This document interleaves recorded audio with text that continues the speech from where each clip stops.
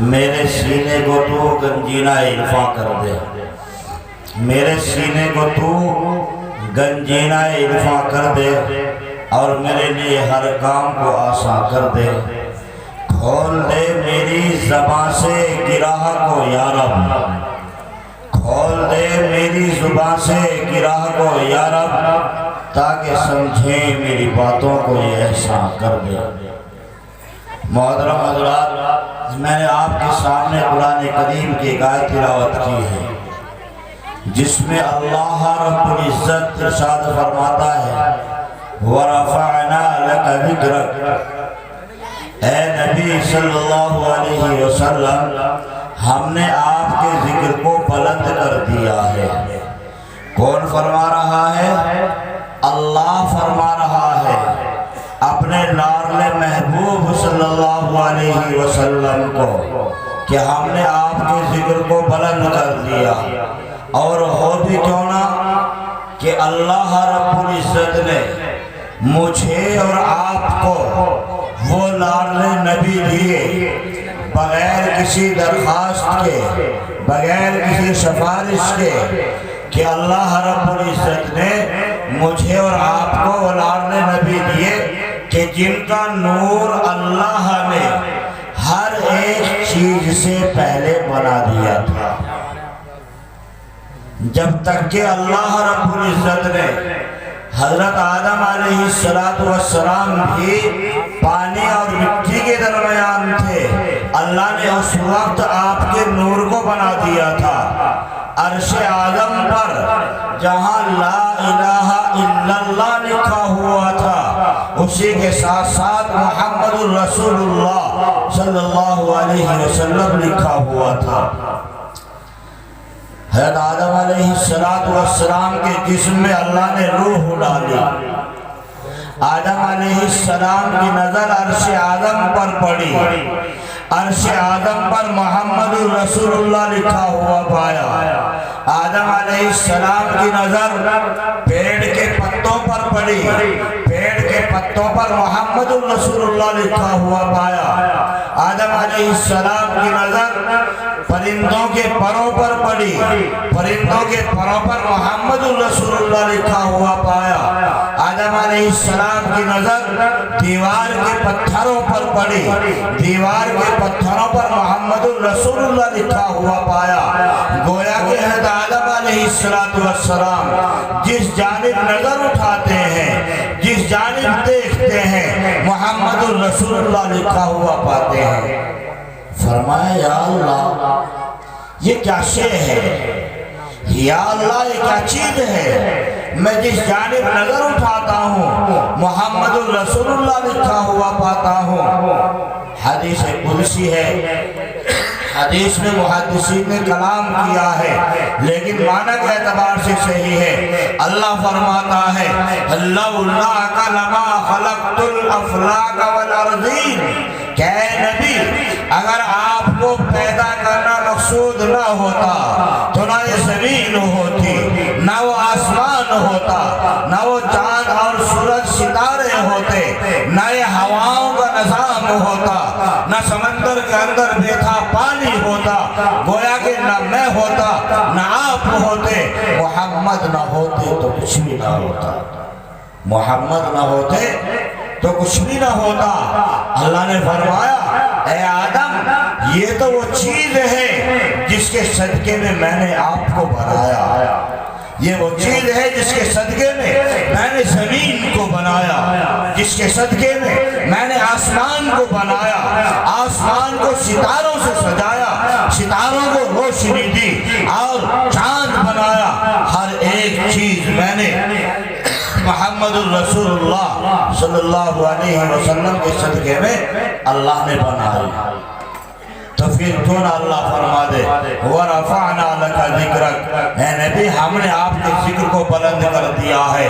اب اللہ نے ایسا بلند کیا کہ تحت الثری سے لے کر عرش معلی تک، شمال سے لے کر جنوب تک، مشرق سے لے کر مغرب تک، پوری ہواؤں میں، پوری فضاؤں میں کوئی ایک جگہ آپ کو ایسی نہیں ملے گی جہاں اللہ रसूल सल्लल्लाहु अलैहि वसल्लम का नाम मुबारक ना आए। आप अंदाजा लगाओ, सोचो, अगर अजान के अंदर अल्लाह का नाम है तो अजान के अंदर मोहम्मदुर रसूलुल्लाह का नाम है। अगर तकबीर में अल्लाह का नाम है तो तकबीर में मोहम्मदुर रसूलुल्लाह का नाम है। अगर अल्हम्दुलिल्लाहि रब्बिल आलमीन में अल्लाह का नाम है तो अल्हम्दुलिल्लाहि रब्बिल आलमीन में मोहम्मदुर रसूलुल्लाह का नाम है। अगर अत्तहियात में अल्लाह का नाम है तो अत्तहियात में मोहम्मदुर रसूलुल्लाह का नाम है। अगर दरूद शरीफ में अल्लाह का नाम है तो दरूद शरीफ में मोहम्मदुर रसूलुल्लाह सल्लल्लाहु अलैहि वसल्लम का नाम मुबारक है। आओ दुनियावी इबादत को छोड़ दीजिए। अगर नमाज जनाजा में अल्लाह का नाम है तो नमाज जनाजा में मोहम्मदुर रसूलुल्लाह का नाम है। और जिंदगी की इबादत को छोड़ दीजिए, आखिरत के अंदर पहुंचिए। सबसे पहली मंजिल कब्र है। कब्र के अंदर अगर मुनकर नकीरों के सवालों के जवाब में अल्लाह का नाम है तो वहां भी मोहम्मदुर रसूलुल्लाह सल्लल्लाहु अलैहि वसल्लम का नाम है। कोई जगह आपको ऐसी नहीं मिलेगी कि जहां अल्लाह का नाम हो वहां मोहम्मदुर रसूलुल्लाह सल्लल्लाहु अलैहि वसल्लम का नाम मुबारक ना आए। तो अल्लाह रब्बुल इज्जत ने मुझे और आपको वो नबी दिया, बगैर दरख्वास्त के, बगैर किसी सिफारिश के। अंबिया अलैहिमुस्सलातु वस्सलाम तमन्नाएं करते, या अल्लाह हमें नबी न बनाता, मोहम्मदुर रसूलुल्लाह सल्लल्लाहु अलैहि वसल्लम की उम्मत के अंदर पैदा कर देता। लेकिन आज मैं और आप अपने गिरहबानों में मुंह डालकर अपने अपने आमाल का जायजा लें, अपने अपने आमाल को तोलें कि हम अल्लाह के नाज़ नबी सल्लल्लाहु अलैहि वसल्लम के कौन कौन से तरीके को अपना रहे हैं, कौन कौन से तरीके को अपनी जिंदगी के अंदर ला रहे हैं। हाय अफसोस, अगर अल्लाह के नाज़ नबी पेड़ों की तरफ इशारा कर दे तो पेड़ जमीन से उखड़कर अल्लाह के नाज़ नबी के कदमों में आ जाए।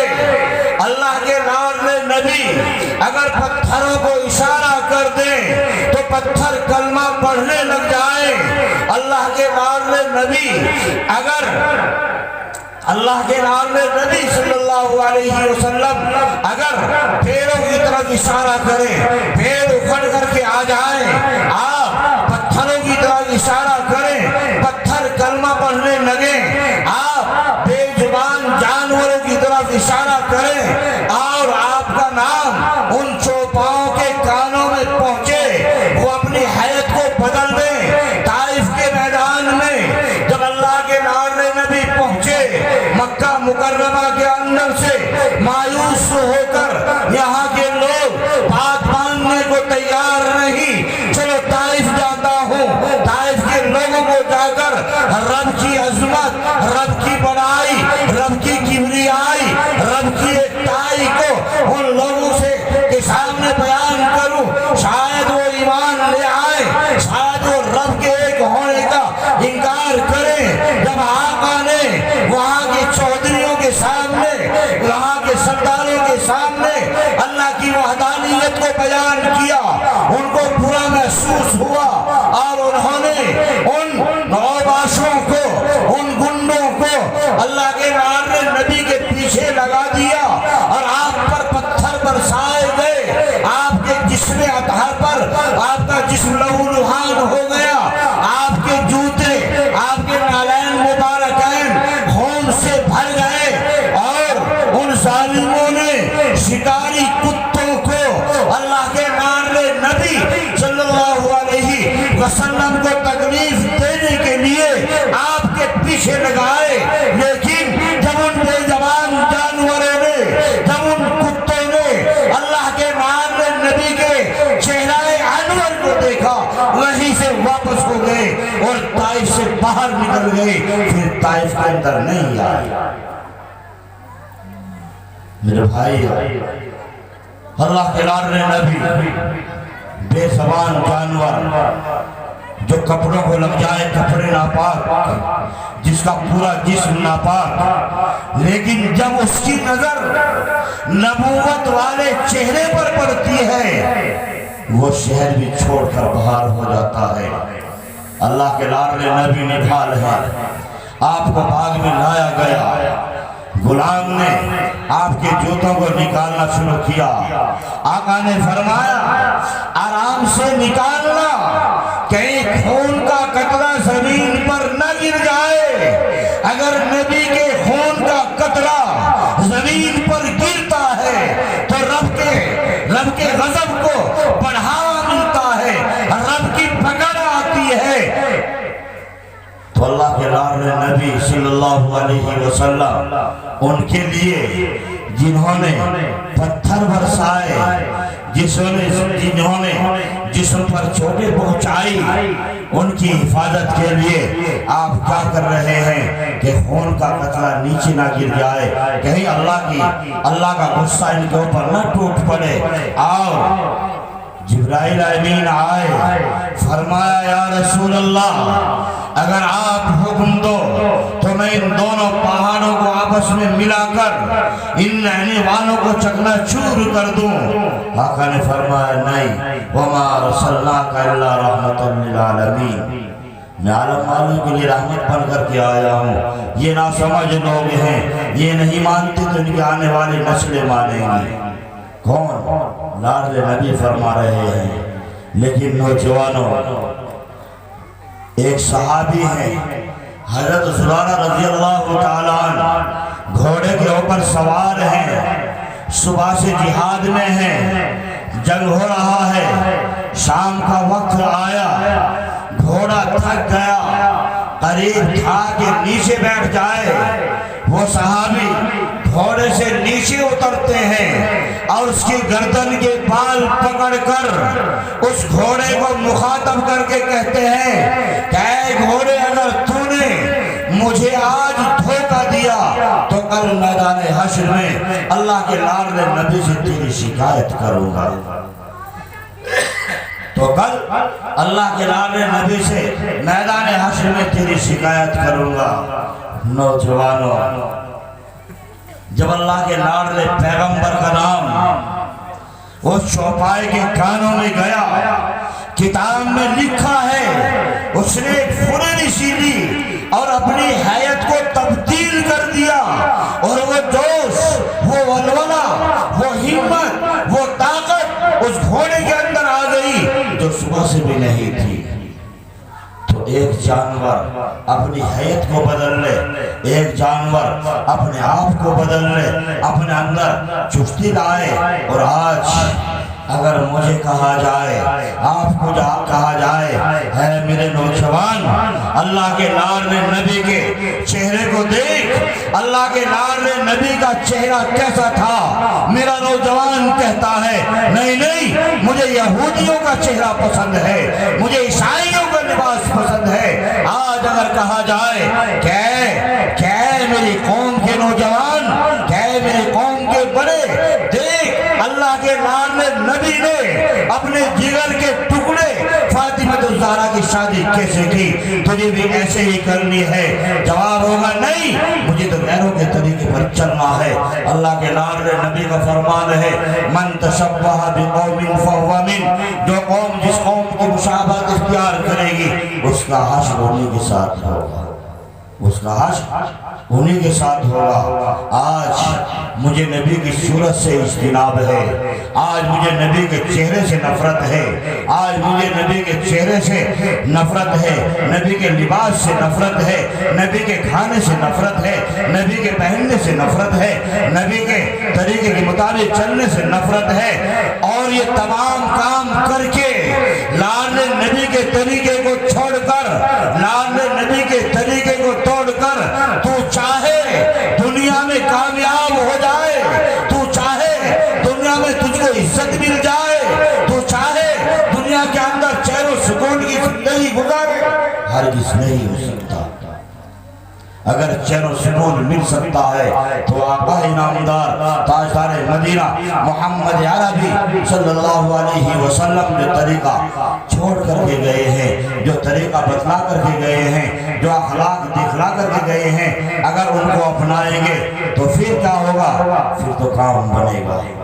صحابہ نے اپنایا، میں نے اور آپ نے تو آج نکارا ہے، صحابہ نے اپنایا نبی کی ایک ایک عادہ کو، نبی کی ایک ایک بات کو، نبی کے ایک ایک قول و فعل کو، نبی کی ایک ایک نقل و حرکت کو صحابہ نے اپنے اندر لیا۔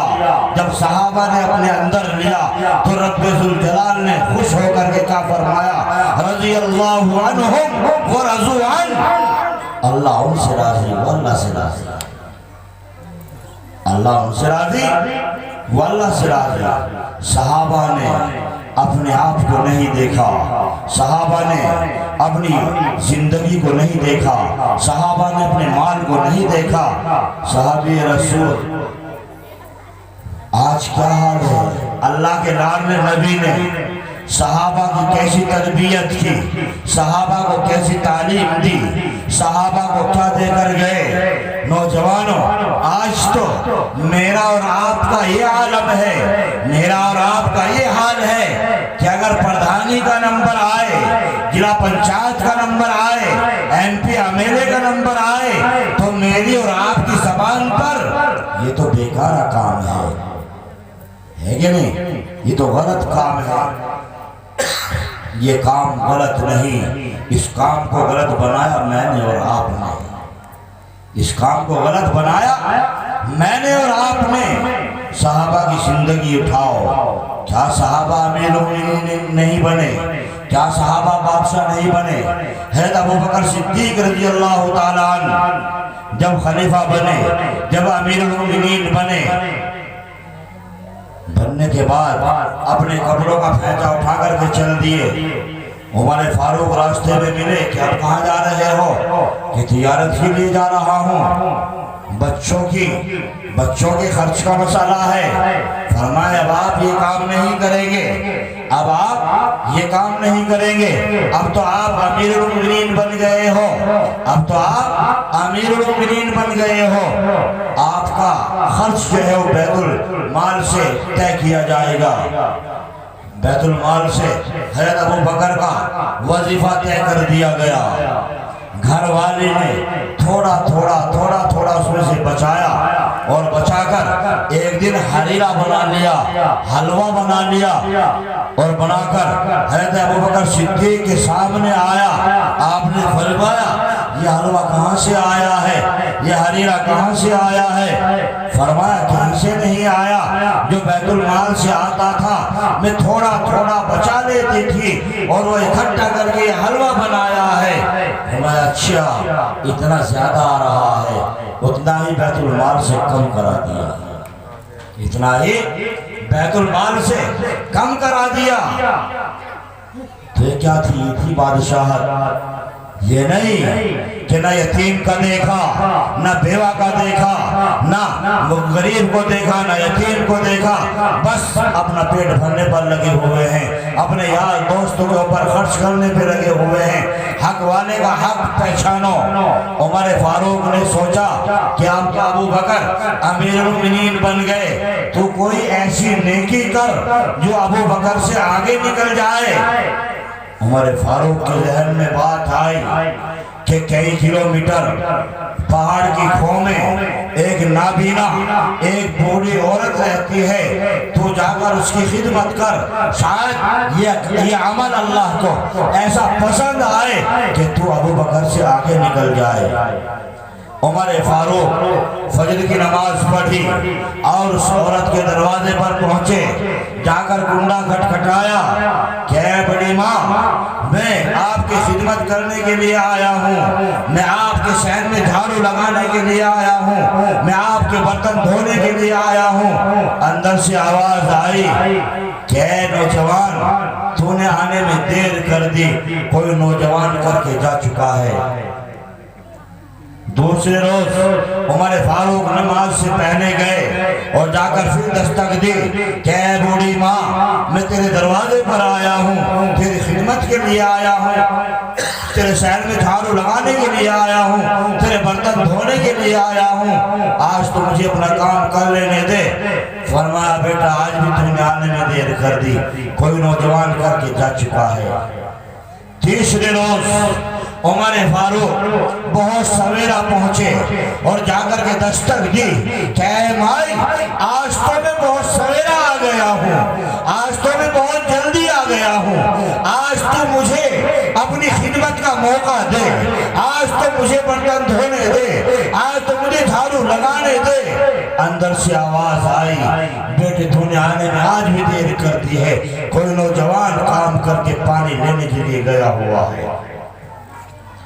عمر فاروق چوراہے پر کھڑے ہو گئے کہ آخر دیکھو تو صحیح وہ کون آدمی ہے جو اتنی سویرا آ کر رات کی اندھیری میں، رات کی تاریکی میں پہاڑوں میں آ کر کے کام کر رہا ہے۔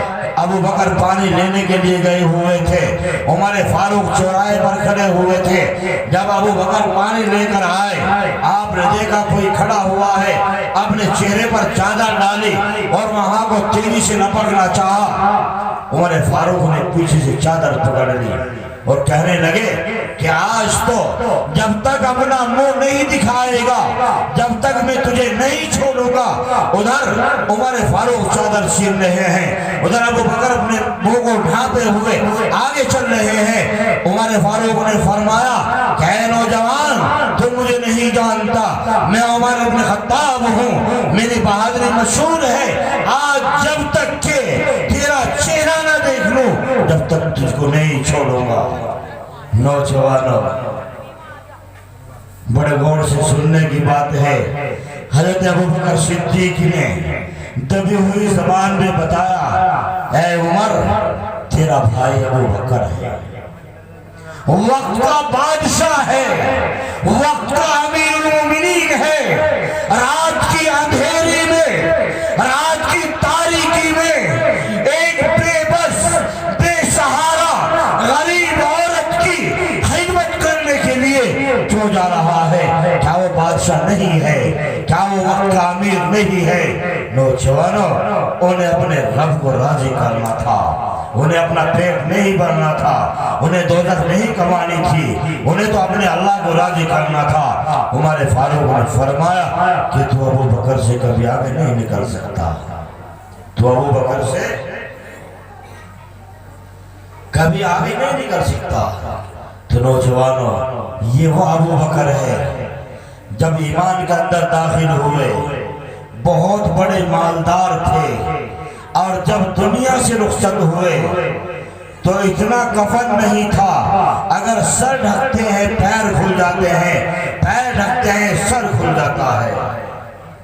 یہ عالم اسی حال میں آپ کو دفن کیا گیا، لیکن ابو بکر نے اپنے مال کو مال نہیں سمجھا، اپنی اولاد کو اولاد نہیں سمجھا، اپنی جان کو جان نہیں سمجھا۔ اللہ کے لارے نبی صلی اللہ علیہ وسلم نے ابو بکر سے فرمایا، اے ابو بکر، اب انتہا ہو گئی ہے، مکے کے اندر رہنے کا وقت نہیں رہا ہے، اب اللہ کی طرف سے حکم آنے والا ہے، مکہ چھوڑ کر کے جانا ہے۔ تو جب سے اللہ کے لارے نبی نے یہ بات ابو بکر کے کانوں میں ڈالی، ابو بکر رات کو کبھی سوئے نہیں، کبھی سو کر نہیں دیکھا۔ اللہ کا حکم آیا، نبی اکرم صلی اللہ علیہ وسلم ابو بکر کے دروازے پر پہنچے، ابو بکر نے پیروں کی آہٹ سنی، ابو بکر نے کونا کھولا، آقا نے فرمایا، اے ابو بکر، کیا تم سوئے نہیں؟ فرمایا، یا رسول اللہ، میں اس دن سے اب تک رات کو نہیں سویا۔ آقا نے فرمایا، پھر اللہ کا حکم آ چکا ہے، کوئی سواری ہے؟ فرمایا، ہاں یا رسول اللہ، ابو بکر کے کاندھے ہیں، ابو بکر کے کاندھوں پر سوار ہو جائیے، میں آپ کو لے کر کے چلوں گا۔ اللہ کے لارے نبی کی سواری ابو بکر بنے۔ ابو بکر آپ چلے غار سور پر پہنچے، آپ کو فرمایا یا رسول اللہ آپ ٹھہریے میں اندر جاتا ہوں، جبکہ ابو بکر ہر کام میں اللہ کے لال نبی کو آگے رکھتے، خود پیچھے رہتے، لیکن غار میں کیا فرما رہے ہیں یا رسول اللہ آپ ٹھہریے پہلے میں اندر جاتا ہوں۔ کیوں؟ اس لیے کہ کہیں اس غار میں کوئی تکلیف دینے والی چیز نہ بیٹھی ہو اور وہ میرے لاڈلے محبوب کو تکلیف نہ پہنچا دے۔ ابو بکر غار میں گئے، ابو بکر نے سر سے پگڑی اتاری، پگڑی اتار کر غار کو صاف کیا، پگڑی پھاڑ کر کے اس میں جو سوراخ تھے ان کو بند کیا۔ جب کپڑا نہ رہا، ایک سوراخ باقی رہ گیا، ابو بکر نے اس پر ایڑی رکھی اور ایڑی رکھ کر بیٹھ گئے اور فرمایا یا رسول اللہ اندر تشریف لے آئیے، بستر تیار ہے۔ ابو بکر نے یہ نہیں کہا یا رسول اللہ میں تھکا ہوا ہوں، میں آپ کو بٹھا کر لایا ہوں، پہلے میں آرام کر لوں، بلکہ ابو بکر نے غار کو صاف کیا، سوراخوں کو بند کیا اور ایک سوراخ پر ایڑی رکھ کر بیٹھ گئے اور فرمایا یا رسول اللہ تشریف لے آئیے، بستر تیار ہے۔ اللہ کے لاڈلے نبی اندر تشریف لائے اور ابو بکر کی ران پر اپنا سر مبارک رکھا اور آپ جو ہے آرام فرمانے لگے۔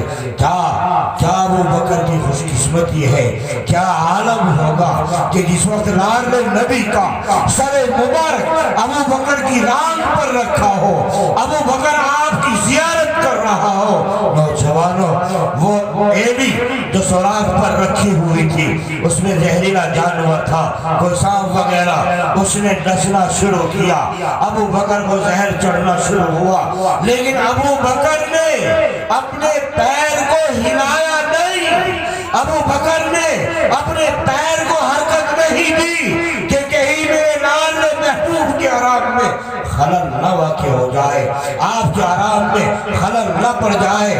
ابو بکر کے سانپ کاٹتا رہا، زہر چڑھتا رہا، زہر ٹخنے تک آیا، زہر گھٹنے تک آیا، زہر ناف تک آیا، زہر کندھوں تک آیا، زہر منہ تک آیا، زہر ناک تک آیا، زہر پھیلتے آنکھوں تک پہنچ گیا۔ جب زہر آنکھوں تک پہنچا، آنکھ سما نہ سکی، آنکھوں سے چند وہ آنسو کے قطرے آپ صلی اللہ علیہ وسلم کے چہرہ انور پر، آپ کے رخ مبارک پر گرے، آپ بیدار ہوئے۔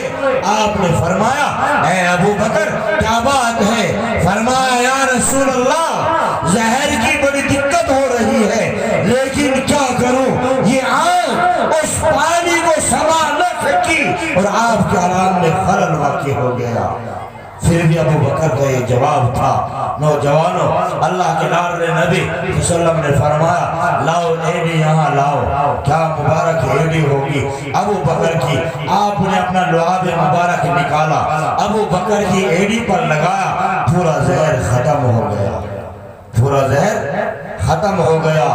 تو نوجوانوں یہ وہ ابو بکر ہے کہ جو مالدار تھا لیکن جب دنیا سے رخصت ہوا غریبی کی حالت میں، اور یہیں پر بس نہیں ہے، آخری بات بتا رہا ہوں، تفصیل میں نہیں جا رہا ہوں۔ حضرت ابو بکر جب میدان حشر قائم ہو جائے گا، نفسی نفسی کا عالم ہوگا، سب پریشانی کے عالم میں ہوں گے، آدم علیہ السلام کے پاس جائیں گے، نوح علیہ السلام کے پاس جائیں گے، موسیٰ علیہ السلام کے پاس جائیں گے، عیسیٰ علیہ السلام کے پاس جائیں گے، سب کی طرف سے جواب یہی ہوگا ربی نفسیات مجھے اپنی جان کی پڑی ہے، جاؤ محمد الرسول اللہ صلی اللہ علیہ وسلم کے پاس جاؤ، وہاں سے کچھ مسئلہ حل ہو سکتا ہے۔